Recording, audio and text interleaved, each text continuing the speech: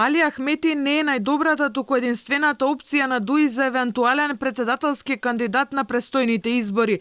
На интегративците им гори под нозе, соочени со заминување во опозиција, така што истрчувањето на Али Ахмети во изборниот председателски ринг не би било никакво изненадување. По серијата сериозни сомнежи за милионски криминал, што го обележа владеењето на ДУИ од една страна, од друга скандалите во фамилијата Ахмети и секако окрупнувањето на албанската опозиција во Македонија.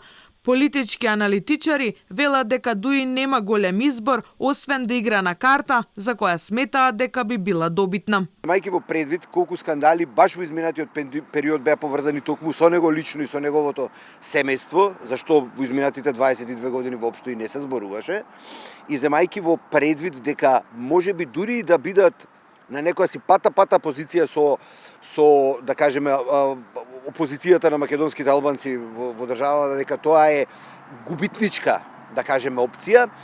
Јас сум сигурен и убеден дека тој оди на карта 2 недели пред парламентарните избори, доколку тој излези како кандидат, да проба да го обедини, да кажеме, членството на ДУИ, но и на некој начин да ги сатанизира било кои други опции во албанскиот блок. Во полза на тезата дека Ахмети би го одиграл овој потек, Ристевски го додава фактот дека ДУИ неспорно ја има изгубено логистичката поддршка во најголем дел од локалната власт и многу од општините кои на минатите избори ја носеа победата на партијата во албанскиот блок, сега не се во нивни раце. Дел од експертската јавност пак смета дека Ахмети не би ја ризикувал комоцијата и култот на личноста која има изградено кај албанското население во Македонија. Абсурд е еден човек, Али Ахмети конкретно, кој направил толку многу за албанската кауза, народ и популација, да после сето тоа што го направи излезе на избори и загуби. Абсурд е да си игра со личноста собствена која ја изгради како историска икона на албанскиот народ во Македонија. Значи, неговиот евентуален пораз би фрлил огромна темна сенка на сите заслуги кои претходно ги ужива кај албанскиот народ.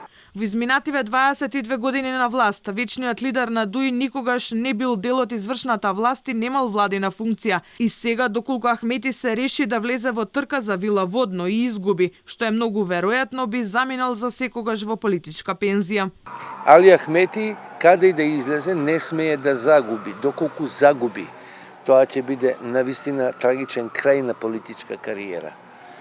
Затоа, велам, името на Али Ахмети на кандидатска листа за председатели е фолклор, класичен фолклор, национал-романтистички повик на нешто што полека се растура. Шпекулациите никогаш не демантирани од Ахмети дека тој ќе биде кандидатот за председател на интегративците доаѓаат после 22 години власт во кој тој секогаш од страна управуваше со партијата.